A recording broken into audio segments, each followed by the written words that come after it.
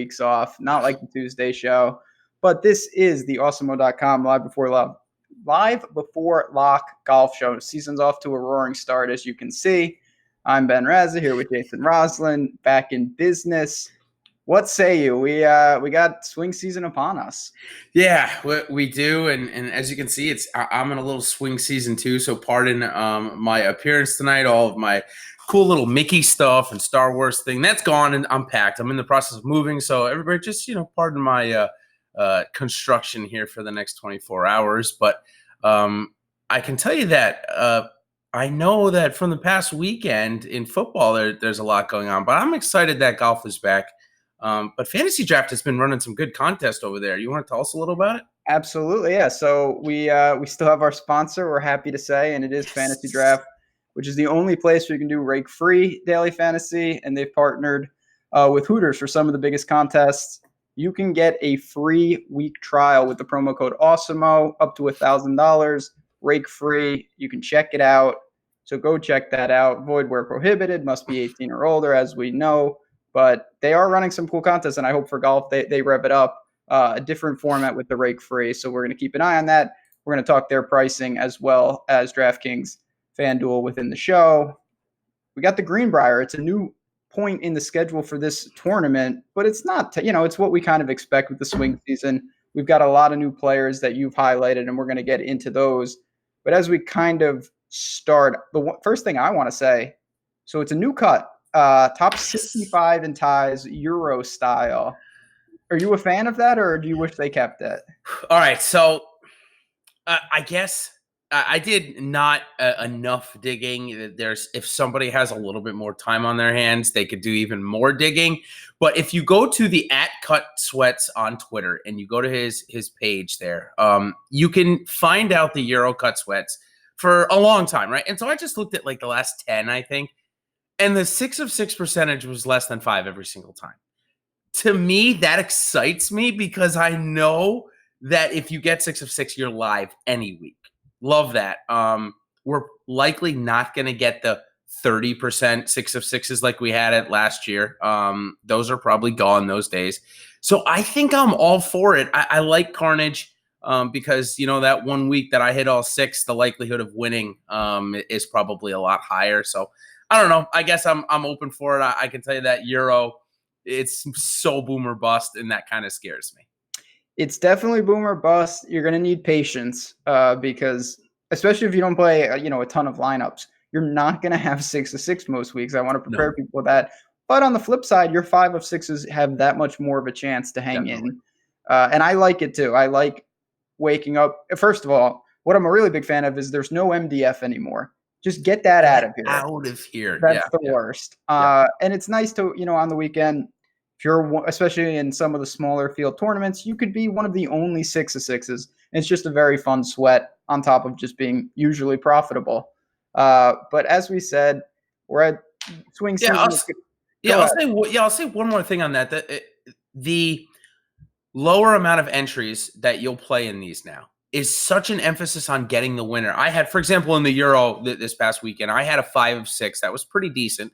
A guy that had 4 of 6 with Paul Casey beat me, and he cashed over me in it. I think it was a 20-man field.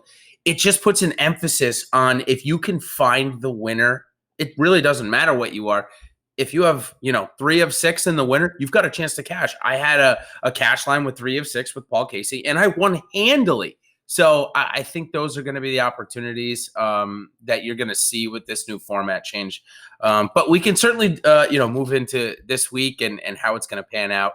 It got a lot of new faces, and there's 50 new faces on tour. It actually whittles out to like 34 rookies, and they're not all rookies. Some of them have played on tour before. So it's like actually 21 rookies that have never had a full season on the PGA Tour. So that's kind of exciting. Every single one of those are in the field this week. Obviously, I think we can kick it right off, and one of those guys is Viktor Hovland. He is getting so much buzz. He's $200 less than Bryson DeChambeau, so it's not like you got to pay much more. Are we giving this kid too much hype, or is he literally going to be better than Bryson? I think, in a way, the answer to both of those could be yes. It's just first of all, in our ownership projections on Awesemo.com, he's projected as the highest owned guy, and I don't think that's off. I think that's very possible. Yep. So it's a big ask to be. He's in the pricing across all sites, he's the second most expensive. Going to be one of the most popular, as I just mentioned. That's not a lot of margin for error. Now, he's fantastic. I don't know many people that aren't doubting that he's going to be here for a long time. But this isn't exactly where he can waltz in and come in ninth, which is very impressive, and be, that's not exactly getting it done. Now, we'll see what the other top-end guys do. But I'm more, if I had to pick him or Bryson straight up, for me, it would be Bryson. I'll get that right out there immediately. Yeah, I've been toying with it a little bit, but I go back to Bryson against Wolf and Morikawa at it was the Rocket Mortgage, I believe, right up in not Detroit, the Minneapolis one, and 3M or whatever the hell. Yeah, and they all seemed comparable to me. Whereas I would have thought that maybe at the stage of their career and where Bryson would be a little bit more advanced. But I'm actually not so sure of that as far as talent-wise goes. I know that Bryson's more seasoned, of course, playing PGA Tour events. But talent-wise, I'm not too sure that any of these four guys, throw in Scotty Scheffler on a little bit lesser of a degree, but these four guys, Bryson, Morikawa, Wolf, and Hovland, I don't know that much separates them in their games in terms of talent level. So, yeah, I riding right now, when you look at Hovland, 5 of 6 starts, he's gained more than a stroke and a half ball striking. That's definitely winning type numbers. It's been a little while since we've seen that from Bryson. So are you nervous right now about that matchup, or is this kind of a longer term play out? I'm definitely, there's no doubt that Bryson hasn't been sharp, and he played all right in the Tour Championship, but it's still been pretty rocky. There's no denying that. And it does speak to a macro kind of point with me. More often than not, you're going to hear me say this. If you look at Hovland in his brief career, he's been fantastic, but he's got one top 10. And I'm not saying he's been as impressive as you could be, but let's not, Rahm solved golf. The Panda, there's just unlimited guys that it seems they're going to just hit the ground running and win immediately. Hovland's going to have his chances, but Bryson is a guy, he's ripped off multiple wins on the PGA Tour in a row. Maybe the form is not perfect, but I'll ride with him, especially when the price is comparable and the ownership is actually in my favor in a true head-to-head. Yeah, it looks like that at this point. Looks like you're probably getting a 5, 6, or 7% discount, maybe even higher when you go into the higher stake. So definitely an interesting play there. Personally, I'm going to have both of them. I think there's room. I think that during the swing season, if you are a member of Osmo.com and read my article, I'm playing many more players than I normally do. I think my total player pool this week is 51 players. It's the swing season. It's more variance. There's newer guys that we don't know about. So I always up. Now, a lot of those guys I'll have like 2-3 lineups, not a lot or anything like that. But I think that's where you can mix in Bryson and Hovland in the same lineup and go for some of those 4 no-named guys. I think this is the season to do it, at least. Chad agrees with you. That was just mentioned about jamming up top. And I will echo that the win equity in this tournament is dispersed way more than a normal tournament because there's new faces. There's not a ton of top-tier talent, and that does speak to it. I wouldn't be stunned to see, and during the office hours that we just held, I was talking about that exact point where in lineups, your bottom end guys could end up carrying you in terms of placement points. Yeah. And the Hovlands of the world, the Brysons of the world, they could come in 15th and it actually could be just fine. That's not what you want, but it is possible in a week like this. Yeah, and as we work down, when we look at Hovland, Bryson, obviously, I think we'll put them 1-2, but Jason Kokrak coming off the best season of his career. You and I just could not figure it out, but it continued. And then Mark Leishman and Bubba Watson, who, dear God, they live here or something like that, or have a house here or something of that nature. When you have those 5 guys priced over 10K, it kind of goes to show of the openness of the field. Now, those 3 guys, Kokrak's going to get love. He's been getting love in the DFS community for a ton, all of last year, as he should have. Leishman and Watson, though, under 10%, it looks like. You interested in either guy? Boy, Bubba has, I believe, a house on the property. He likes Greenbrier. He plays here all the time, seemingly every year. Leishman is interesting just because he's probably the true leverage up top. Yep. but it's hard to look at his recent form and feel anything but just scared because he's just been bad for a while, not consistent. He has enough pedigree and long-term form where I know that he's going to be just fine long-term. I'm not sure it's this week. He's consistently been losing off the tee, going back to like June, that's a pretty decent stretch. I think to just put a bow on the top, you're going to have the big two up top. This is kind of the dead zone. And then, that next tier that we're going to get to, with like Sungjae Im leading it off, like sub 16,000 on Fantasy Draft, the 9K range on Draftkings is going to be a lot of people, I have a feel, build balanced and go that route. Yeah, so let's start with Sungjae Im and Joaquin Niemann priced right next to each other. I think it's a really good debate because if you're going to play DeChambeau or Hovland, which I'm going to do, I just mentioned I think one of those two guys wins. I think it more goes to Hovland for me right now because of form.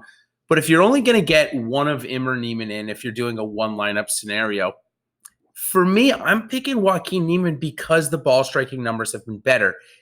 Obviously, this course is one we saw Kevin Na win last year by getting a hot putter, having a hot approach game.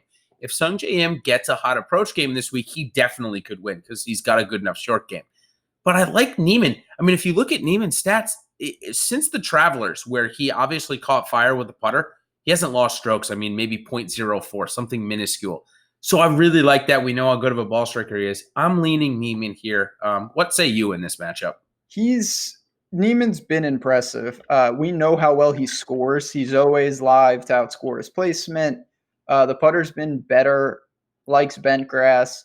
And this is one of the few, again, this isn't an end-all be-all, but he's played here twice. This is, for a guy this young, it's one of the few courses he's seen a decent amount. And he's played well in his appearances. He was fifth last year. I have no problem with him. It's just loaded. You mentioned Sungjae Im, who clearly is in play. Ben Yan is also in this range. He's going to be popular, but man, I like the spot for him. We know how good his ball striking is, and the putting's bad, but it's not as bad as it was. Yeah, and if you look at the kind of type of players that won here, right? We saw Xander Schauffele win. We saw Kevin Na win.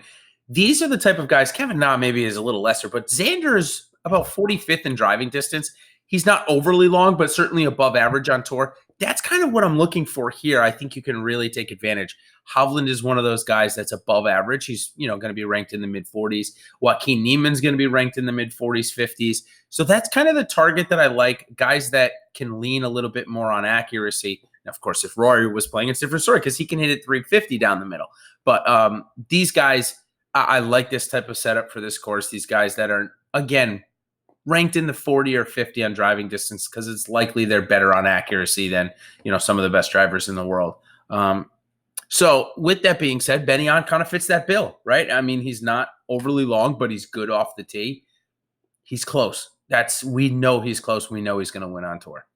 Then this range is really, to me, it's more about prioritization than finding plays. There's an abundance of guys. We haven't even mentioned Scotty Scheffler, who I know you're really high on, and Russell Henley, who has, if you're a course history type guy, and it makes sense given his game, he's tore this place apart before. So for me, Niemann and Ben Yan and Sungjae Im, those three kind of stick out above the rest, but it's a mix and match for sure.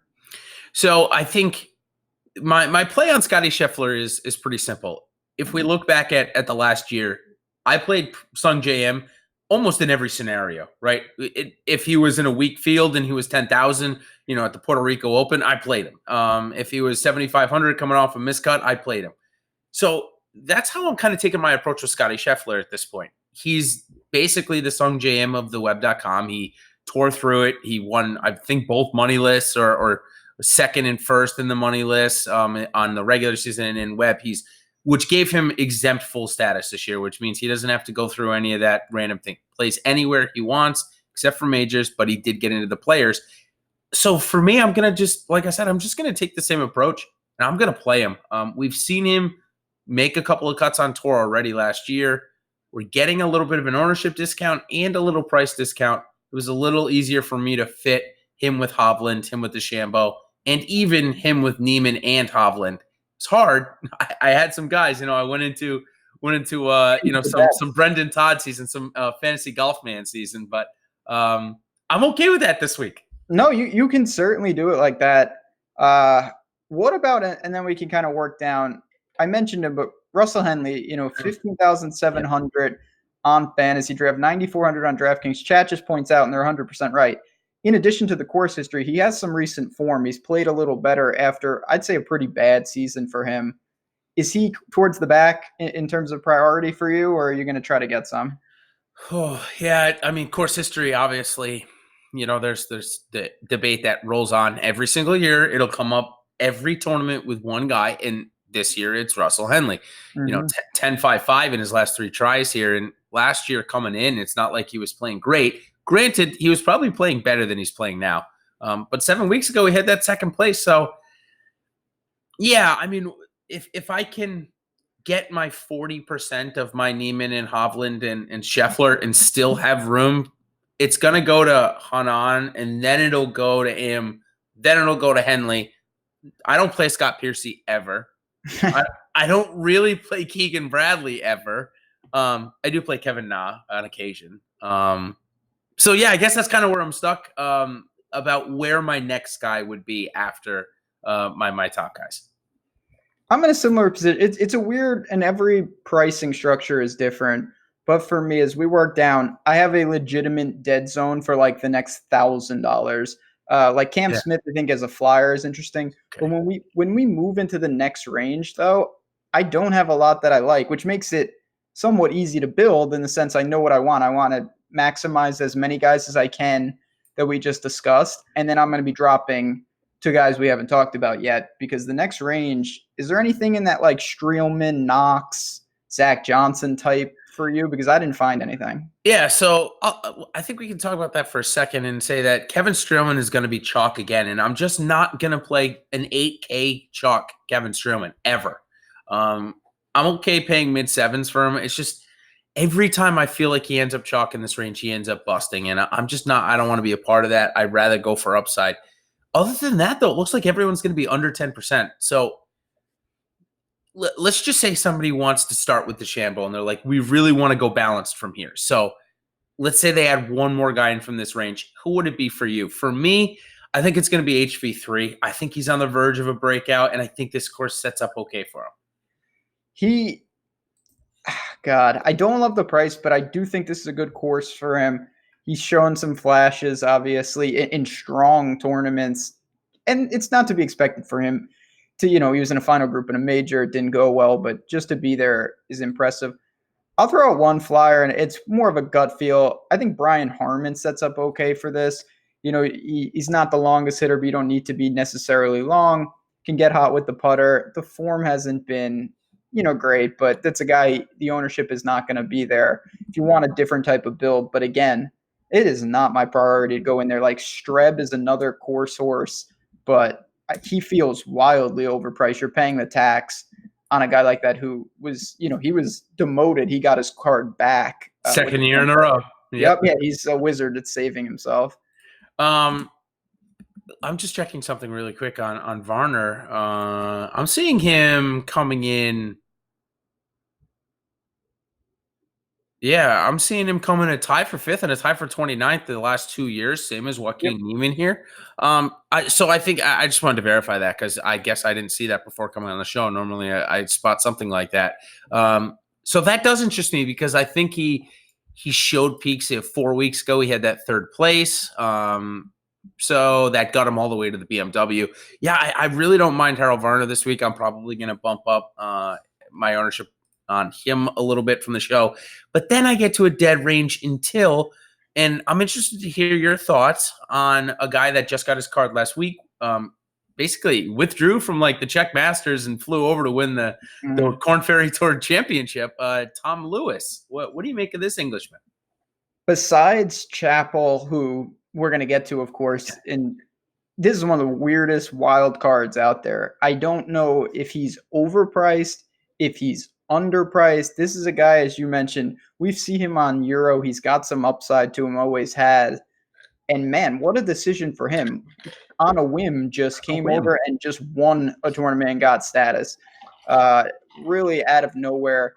we haven't seen him play basically in any PGA events. He's played in majors and I think a WGC or two. So we're going in blind. Now, he did win that tournament, but if you look at his overall recent form, it's not good. And that speaks to kind of his erratic nature. Yeah, this one's like one of the most bewildering things of what happened. Now, if you're wondering how Tom Lewis even got status, so Ben mentioned that he played in 2 majors and played in 2 WGC events. That qualified him for like number 200 or 198 or something crazy like that on FedEx Cup points, which then qualified him for the Korn Ferry Tour Finals, which he skipped the first 2 events. Obviously, what happened was he got moved up the pecking order as other people dropped out, then got into the tournament via that status I just mentioned and ended up winning it. And here he is now with not full status, but pretty decent status and can improve it this week. Yeah, it feels like at 7,800, obviously he's ranked 63rd in the world, but you got guys that are coming up from the web.com like Maverick McNeely and a couple other guys we'll mention later that seem like they've, haven't been around as long. Tom Lewis is 28 years old, so it's not like he's super young by any stretch of the imagination. But we got these younger guys that we don't know much about, and we don't know anything about Tom Lewis either. So this is definitely an interesting one. I'm going to play a little bit. Looks like ownership's going to come in around 10%. You going to be around there, or are you going to try and get over? I don't think I'm going to be able to get over, to be honest. And part of it is that he's not that cheap. He's a true mid-range price, and that's not ideal. Now, we've talked about already the lack of win equity up top. Tom Lewis is the type of guy, he can win, he can win anywhere he tees it up. That includes strong fields, weak fields. But this is also somebody that he could miss many, many, many cuts in a row. It's just that type of player. It's not a ton of, consistency to the game. So in tournaments where we're talking about 33% up top, in the $8 with 100K up top, Tom Lewis is that type of player. But again, outside of that, as we work down a little, I'm going to throw a couple names out and I'll pass it back to you. Guys like Bud Cauley, Sepp Straka, I feel immensely more confident in than someone like Tom Lewis. Yeah, I went right back to Bud Cauley. What we should come up with a name, and if somebody's got a good name for it that's in our chat, or if you think of one, the withdraw that's actually a missed cut. It's the we're on hole 14 of round 2, and we want to catch the early 1:00 flight, or whatever it is, because that's what it was for him at the Northern Trust where his season ended there. But prior to that, he had made 4 straight cuts in a row, 5 of 7. Pretty good stats. So I love Bud Cauley this week. I had no problem going back to him. Plus, he had that 4th place here way back in, I think, 2015 or 14 it was. So also fits that mold of not that long, but also not that short, rather accurate, and pretty good with his irons and short game as well. He's a world-class scrambler. Him and Benyon, I feel like people, and I know around the green isn't as pertinent at a birdie fest, which this is. Real quick, we didn't even mention this. I see no weather whatsoever. Oh, yeah. So don't worry about that. Nope. I think that he makes sense on a lot of levels. And this course caters, if Kevin Na can win, we know you don't need to be long off the tee. Did you look, and we're going to talk about a couple of these guys when we do our make the cut, but did you look at Brandon Grace at all?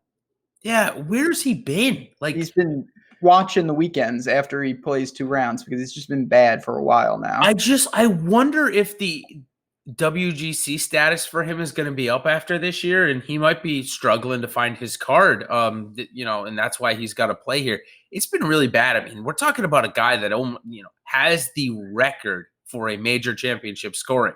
A 1-round scoring, a 62.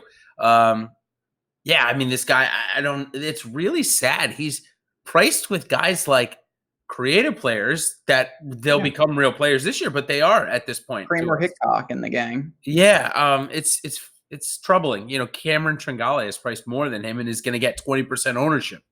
Do you like Tringale? Chat just mentioned him, and I know we're working down to those type of guys. Yep. He's playing well, and he has for a while now. Oh, sorry. Yeah, Tringale's 400 less. I'm sorry. Grace is at 7,700. My bad. Apologize there. But so you mentioned Sepp Straka as well. I think that I like to play him on longer courses. I just think his off the tee game favors a little bit more distance than it does accuracy. So I don't know that he can really use that as much as I'd like him to. So I'd rather pass, and I'd rather head down to a guy like Bo Hostler, who had to fight back to get his card. I like that, and he got it back right away, so I don't mind that. And then I looked at his off-the-tee numbers, and the off-the-tee numbers were really good last year. So I was actually, gained about a third of a stroke around, which for somebody like him who's not that long, that's pretty impressive. It was really the approach game was horrid last year. It's so bad. You have to have a somewhat good of an approach game unless you're a world-class scrambler and putter, and we know there's like two of those on the PGA Tour. So I like Bo. I think it's a good bounce-back spot for him. He was immensely talented in college, as talented as any of the guys we're talking about. So I like him as a bounce-back candidate. It's really difficult to project him because you mentioned it. When the approach is your weak link, that is a dangerous game. Oh, very, very dangerous. He was keeping it afloat for a while by gaining, 6-7 strokes putting. Yep. But obviously that regressed, and he hasn't fixed it. Now, credit to him, he went right to the Corn Ferry, and boom, he's right back where he wants to be. So that's I'm going to transition just a bit because I wanted to ask you this. How heavily are you weighing guys that have had bad years, got thrown off, went down, and reclaimed their cards? Hagee, Lahiri, Grayson Marie, guys like that, they've looked sharp against lesser competition. Do you think that's a possible carryover to this type of event? I would hope so, because it's the same field basically, right? Except for the top, say, 15 guys. It's rather weak. So I feel like we've seen these type of carryovers happen. And we've seen some of these guys come right from the web and win, whether it be Austin Cook or Mackenzie Hughes a couple of years back, just come straight from the web, or have to go back and then come, get their card and come back. So, yeah, I think there's a definite sense of confidence. I always like to look at the players' tweet, and Lahiri obviously is like super excited to come back. Who knows? I don't really look too much into those, but sometimes they can pan out. Lahiri's just the man. What an awesome guy. He really is. But if you look, he's actually not missed a cut for a little bit of a time too. Had to withdraw to go home to be with his family instead of playing the finals, but 5th and 7th before that, a couple of made cuts prior to that. I'm interested in Lahiri. He was a fringe player for me this week. Me too. Lahiri is a guy that it's been bad. There's no way around it in terms of his form. He got thrown off for a reason, but he has responded. Maybe that reset can do it. 7,200 on DraftKings, no problem. Mackenzie Hughes, you mentioned. I don't mind him at that same price range. Harry Higgs, talk to me, because you wrote, and I mentioned this earlier, a brief kind of synopsis of each guy we have for newcomers. Harry Higgs is one of, I'd say, towards the top in terms of pedigree. You playing him or just letting it pass? Yeah, so he's gotten a little bit of buzz too around. And what I do like about Higgs, and if you are more interested in the statistical side and would like to actually see it, I did also make a model. And what I did is I just took the stats from the web.com, the Corn Ferry Tour, put them all together and just made like a little model algorithm just to see, where they all ranked off of it. And he did. He ranked 4th. Driving distance was 65th, 36th in accuracy, though. So a nice blend there. He'll probably fit somewhere in the like 80 to 100 on the PGA Tour in terms of driving distance. Good ball striking, also a good scrambler, also a good putter. So gained about 1.2 strokes gained on the field every time. It's pretty impressive for a guy that's 7,200, and we know isn't long, so we know that he probably favors accuracy off the tee, which we think is better here. So yeah, I got a little of him. I didn't go overboard because I think there's a couple of other guys that are in similar boats, that are cheaper. But before we get to them, let's chat about a guy that has probably we've seen have 11,500 type of talent in this field, but he's priced at 7,000. He's coming off of dichotomy. Oh God, it's something bad, that's for sure. It's something bad with his lower back. It's Kevin Chappell. He's back. He played on the Corn Ferry Tour Finals, made the 2 cuts. It was just warm up. What do you make of this? Because we saw Graham Dillette, who's a Canadian that if you guys have been playing DFS, he's been very helpful. He plays top 5, I think, in the PGA Championship a couple of years ago. Had the same surgery, and we haven't heard from him since. So what do you make of Chappell coming back? Are you ready? Ah, boy. So this is one of the biggest questions on the entire slate, because you mentioned long-term Chappell's towards the top in best players in this field. There's no debate about that. He would be, I would say, easily over 10K, if not with the 9K range on DraftKings. I still worry that this is an extension of him. It wasn't like he went to the Corn Ferry and tore it apart. He was, and there should be rust. I get that. I have a feeling we still see more of that. So the price gives you some room if you want to go there, but I don't feel overly confident that you get burned too many times if you don't, because I don't know if he hits the ground running that after such a long layoff in his first PGA Tour event back. The only one that I can say, and it's I think a different injury, I'm pretty sure, is Zach Suker. Did the same thing, went to the Corn Ferry after coming back from an injury, and then obviously he got back on the PGA Tour, had a couple of starts, had that T2 or T3 at the Travelers, which gave him his card back. That's an interesting scenario. We've seen obviously Chappell. He was a Ryder Cup teamer. He's at a time was top 10 in the world for USA players, for golfers from the USA. So yeah, I mean, it's an interesting. I took a few stabs. I had to, because if he comes back and he's healthy, yeah, he's definitely 8,000, 9,000 plus in this field. If he's at his best, he's priced with Hovland and DeChambeau. There's no doubt about it. So I'm interested, but we know that a microdichotomy is very bad, and I'm very bad at pronouncing it, and it's very bad. It's certainly not good on all those accounts. What about, and we're going to get to our kind of we're going to make the cut egregious hour, because Chad is throwing out some names. I promise we'll get to them. We're working down. Bear with us.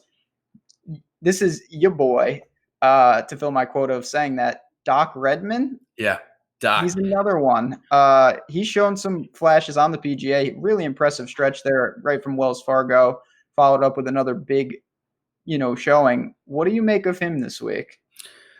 So, Doc, the thing is, he just came out of nowhere, and we didn't. I don't know if we got enough to see out of him to know that when the driver is not in play, is that really his suited, or does he need to be at a course where he can spray it a little bit and get hot with his irons? It's interesting. I think the price sends me to play probably 15% in the $8. We know he's got upside, obviously, from last year. So, yeah, I don't love him, but I need to see more. Like, I feel like I have more data on a guy like Harry Higgs than I do on Doc Redman at this point. It is tough, because I do think it's an interesting point you just brought up.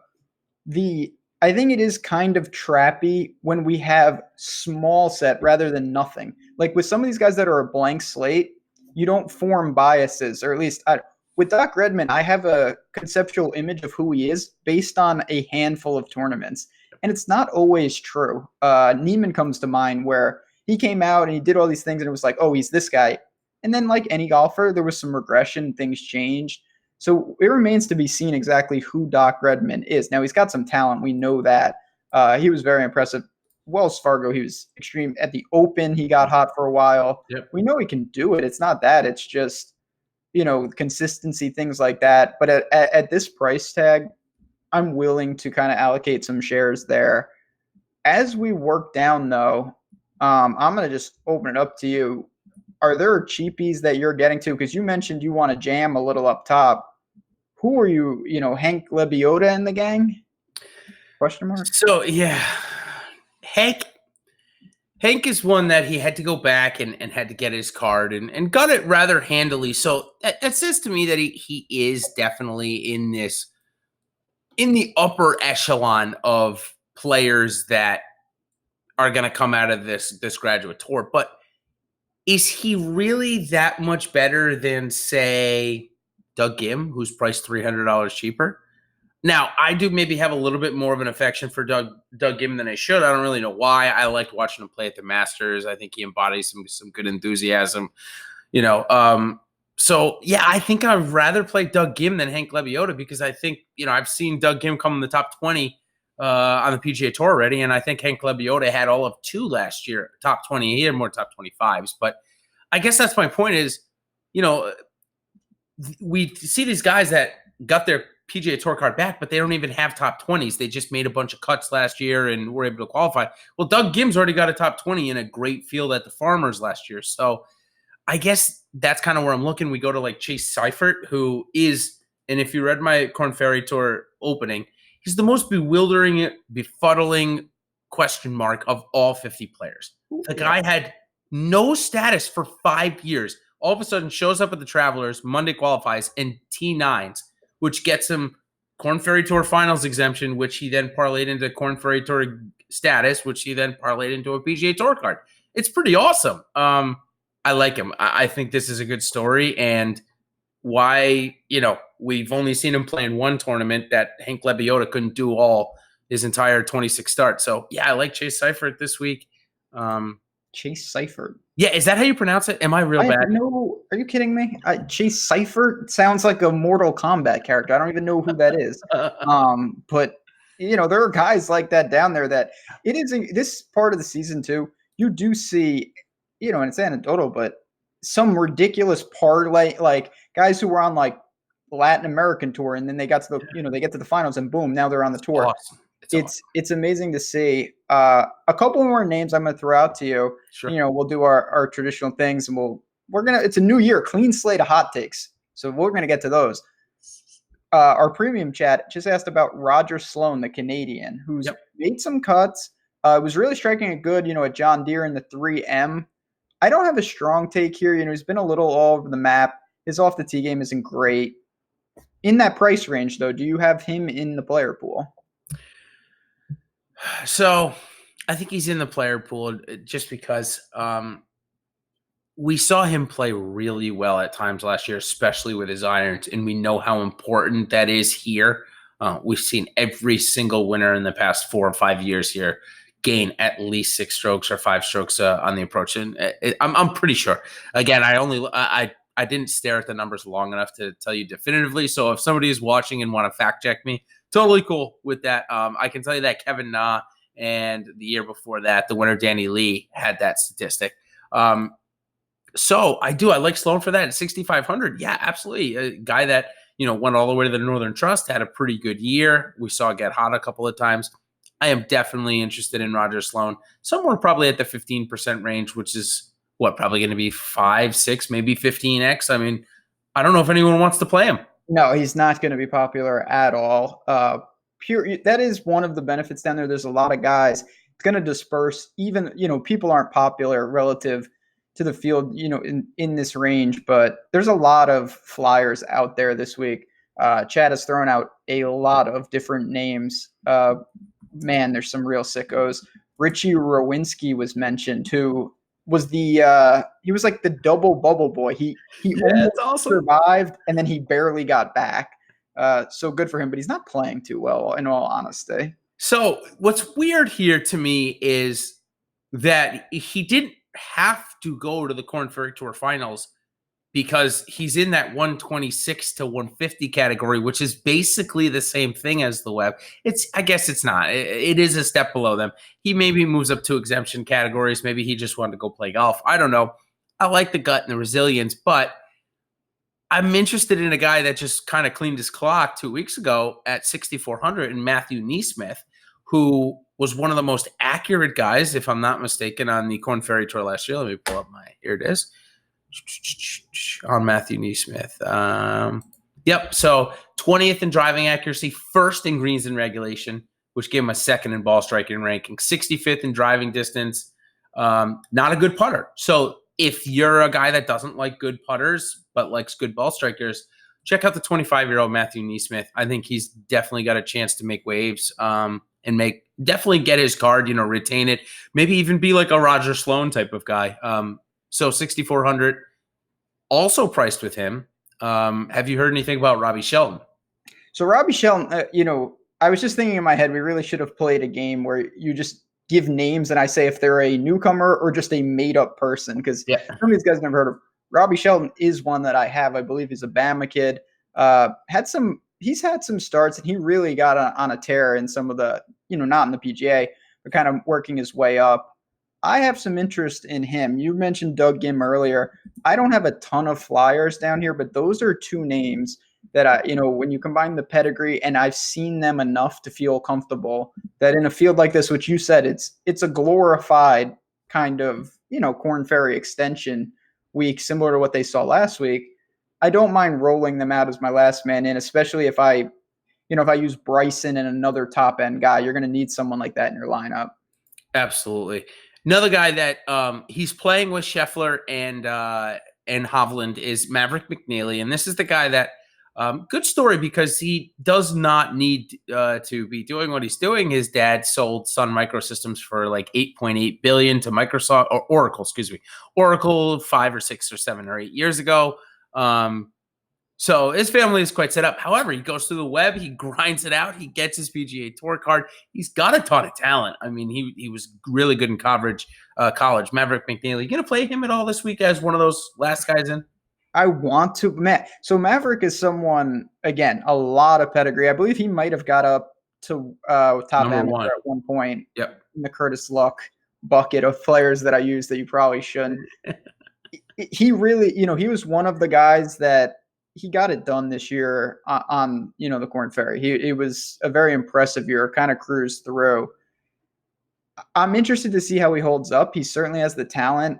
This week, I think I'm going to take a wait and see approach, see how he kind of gets going. Now, if I'm a little late, the price is going to rise with him, but I'm willing to omit that this week. So despite liking his long-term outlook, I didn't get there too much. I'm going to give you one more, and then we can take a couple of questions from chat. So apparently it's just the combination of being from Oklahoma State and Norwegian is a thing. Because I can't, obviously, I always think his name is Ace Ventura. It's certainly not. It's Christoph Ventura. It's Ace. No, it's Ace. Yeah. What do you make of this guy? Because it seems like another one who's a mystery and has some upside to him. So there's a guy priced the same as him that I'm actually going to take as a complete parallel to his game, and that's Jamie Lovemark. Okay. Who has been, who knows, just like Evan Chappell, just gone, just non-existent for a little while. So here's the thing about Ventura. Guy had no status basically anywhere, right? And then he Monday qualified into a web, faced 10th, instantly got status, and ends up winning 2 of the next 4 weeks. It was an insane run, and obviously secured his card. Here's the thing: he's a bomber, and that's why I said he's like a Jamie Lovemark in that sense. In the starts that he did, what I did is I went. He didn't even accumulate enough starts to get a ranking in the web.com. So I just went in and did it and went and looked at his stats and where it was. He would have been 20th in driving distance, 141st in driving accuracy, 48th in greens and regulation, 55 in scrambling. So he's a bomber, and a bomber with tons of upside that can get hot with the putter. Sure, at 6,400, I'll take a couple of shares, but I would rather play him on. I'd rather play him on, the best course out there, Trinity Forest. Honestly, though, that honestly might be a perfect course for him. Something like that, Kapalua, but he probably likely won't make it to Kapalua. He might, you never know. But we saw Cam Champ play well at Kapalua. I feel like he could be a Cam Champ type. But I think there's a little bit more talent to keep the Cam Champ type from winning this year. That's my guess. Dear God, Cam Champ. I would agree with that.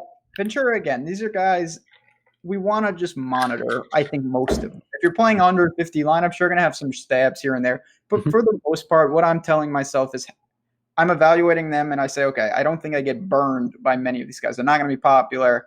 I don't know if the placement points are knocking on the door. I'm going to take my shots with a couple of them.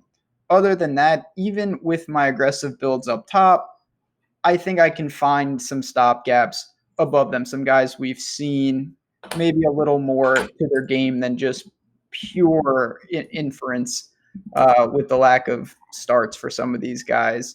Couple more, then we'll give a hot take. I do want to say real quick, though, as we always say, if you can hit that like button, we do appreciate it. It's a new season. Chat, you stuck with us. We do love you. If you haven't signed up for Awesemo Plus and you want to, promo code is on the screen on the bottom at some point. We'd love to have you in, not just for golf. We have NFL, NBA is coming. USA went down in basketball today. No respect to France, but we got all sorts of things behind the paywall, not just on the DFS side. We're doing a lot of talk with sports betting, which is always fun. Get in there and Slack. Good time, so we hope to see you in there. I have seen Josh Teeter's name more than 0 times today. I'll put it to you like that. I've had a couple people ask about him. I don't have a ton of interest. I don't see much with it when I dug in. Do you? And then we can kind of move on to final thoughts and some hot takes. I mean, not really. 6,400. I would rather go to Shelton here, I think. I mean, Teeter's been around for a while, right? He's, got a couple of years on you and me. So, yeah, he's okay. Like, he had a couple of top 10s, right? A couple of weeks ago to end the season that got him into that 126 to 150 category, which got in. Everyone from that category got into the field this week. That'll normally happen. No, I don't love it. I would rather maybe go see Jimmy Lovemark. I don't know. There's not much down. I'm struggling. Yeah, I'm struggling to get to him. I'll be honest. Yeah, I don't see the need to really go. If I had to pick someone down there, it would probably be Ventura, just because I think we've seen the guy's a winner. I'm not saying he's going to win this, obviously, but at the same time, he's got some pedigree. Those Oklahoma State Cowboys, not too shabby, but again, it's the first week. We got a lot of new faces. We've got, this is inefficient pricing because nobody knows. You're going to see guys. We'll look back and say, wow, can you believe so-and-so was only, 7,000 in this tournament? It's crazy. And then when Kokrak is on the Korn Ferry Tour, we're going to say, can you believe he was 10,500? But that's neither here nor there. Before we give our hot take, kind of any final thoughts on the slate itself? Yeah, I think that, and you've said it a couple of times really well, that we need to see a lot of these guys from the Korn Ferry Tour. Like I said, I put out that motto, but we don't know what they're going to be on the PGA Tour. We don't know, at least for a good 6 tournaments, what they excel at and what they don't. So I think that, for somebody like me who, I'm going to give Scotty Scheffler a look every week, I'm going to go through ups and downs with that. Maybe I'll hit it this week, and if I stick on him next week when he's 25% owned, it might be the week that he misses the cut. Even as good as him, he's going to miss cuts too. I don't know when Hovland's going to miss a cut. I'll just be honest with you. Maybe never. I'm not sure when that's going to happen because he is legitimately that good in ball striking, as so we've seen. So I will say that, there's a guy, Tyler Mccomber, who's his father, Mark Mccomber, is an announcer on PGA Tour Live.